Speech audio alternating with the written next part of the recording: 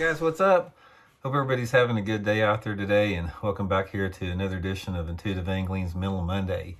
My favorite part of doing all these YouTube videos. And if you guys have been with the channel a while, no explanation necessary. If you're new to the channel, Mental Mondays is something we do once a week that doesn't have anything to do with fishing usually. It's usually just a break from all the fishing tips, and you never know what we're going to talk about. So if it's your first time, welcome. If you're a regular, welcome also. Much appreciated.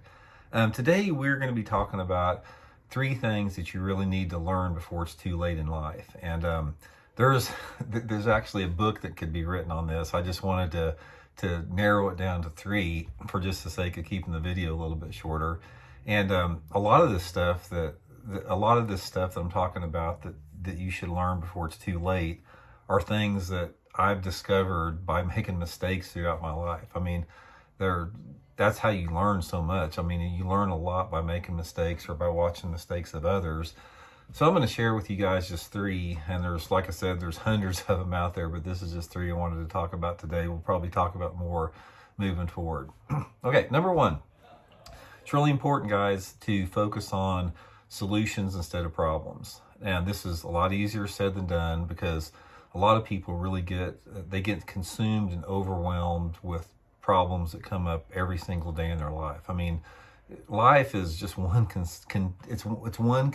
continuous cycle of problem solving or having problems that you have to deal with. Whether you choose to deal with them, it remains to be seen. But one of the most unproductive things that anybody can do is to just dwell on the problem. You cannot do that. Dwelling on the problem does not give you any power whatsoever. It's like you're going to have problems come up every single day in your life to some extent. And the main thing that you have to remember is you have to acknowledge that problem, and then you have to have a mental shift and say, let's figure out a solution to this problem. How are we going to deal with this? There's always something you can do. And the first thing you can do is just take action. I think that's one of the easiest things it's the easiest, and also it's the most critical thing. It's like you cannot find out or figure out any solution to any problem. I don't care if it's, figuring out how not to burn your toast in the morning when you're making breakfast or something on the complete other end of the spectrum. You have to take action in order to figure out a solution. So one of the things that will help you from, becoming overwhelmed and having anxiety with problems in your life is just, don't give the problem any energy. Don't give the problem any power. Just flip it around and say, okay, we've got an issue here. Let's figure out how we're going to fix this issue. And put your energy into that, and you will be amazed about how empowered that you become, once you make that shift over there. And the more you do it, the easier it becomes. It becomes sort of second nature. And that's one of the most, it sounds easy, but that's one of the most important things that I have learned in life is just focus on the solution, and don't give that power any energy. The next thing that is really important, I think, as far as that you need to learn before it's too late, is on a daily basis, you need to really practice gratitude and appreciation for whatever comes up. Now, one of the exercises, or not exercise, but one of the sort of the parts of my everyday, and I've done this ever since I can remember, for decades, is I try to take a moment at the end of every day. Even if I've had a suck day, I could have had the worst day in the world, and I try to pick out some things that I'm grateful for. It could be maybe in the middle of just a terrible day, I had some really good Chinese food or something, or I had, when I was getting gas at a convenience store, maybe the cashier, just said something that was friendly or something like that, or made you feel good. But sort of review the course of your day and try to pick out some things that you were grateful for, and that you appreciated that day.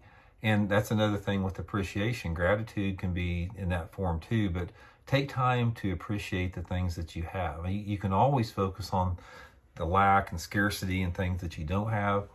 But everybody has things that they can be appreciative for, every single buddy out there. But if you make a practice of this, that every day you dedicate part of your day, usually at the end of the day or in the morning when you get up, practice gratitude and appreciation.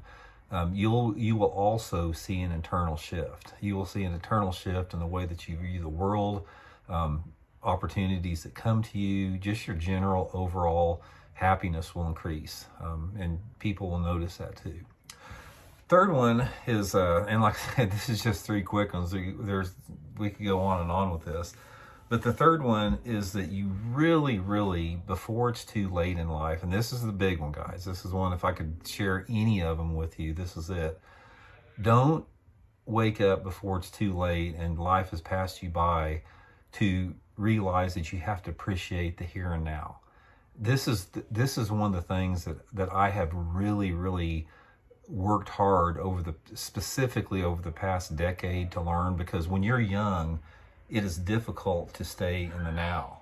It's very difficult. You're always thinking about what's ahead. And as you get older, you can reflect on that a little bit. It's very critical to put as much attention and appreciation in the here and now as you can, because the here and now is the only thing that's real. It's the only thing that matters. It's the only thing that's you can grab a hold of. Because what happens is a lot of people, when they get older, they tend to focus on the past a lot more. And even if you focus on the past, there's always an element of sadness to that past. There's always something that you don't have anymore that you wish you would have had, that you still had, maybe some regrets, that type of stuff.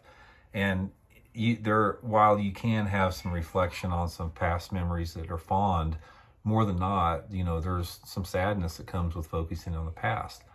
And again, if you're younger and you focus on what's next, kids do this all the time. It's they can't settle down.